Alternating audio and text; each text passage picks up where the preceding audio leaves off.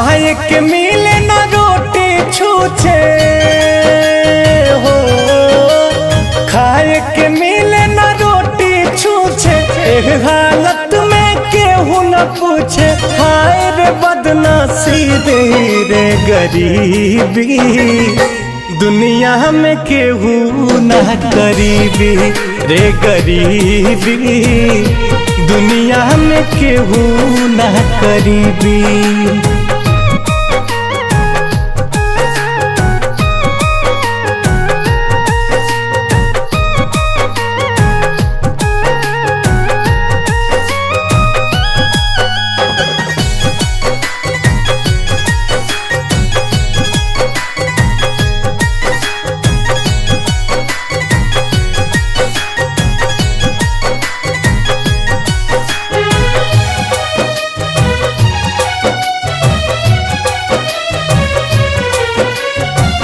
दाना दाना जान खाती मन छछनेला, घूमे के परे नंगे पाँव।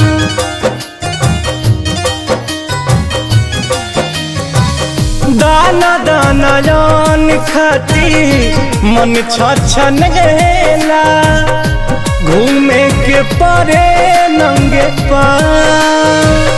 एक ही रे हाथे जग गढ़ला जे विधाना, एक ही रे हाथे जग गढ़ला जे विधाना, तब कहे कैला दुई भाई।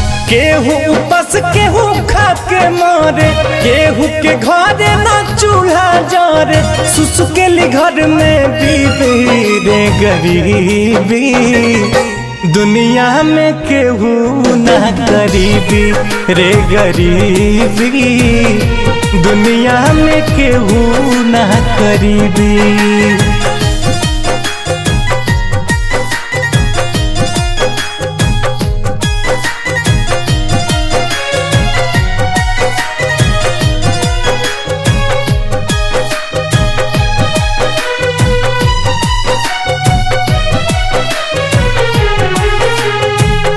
लाज शरम अब धर्म नाही बाचल, दुनिया में केहू के पास।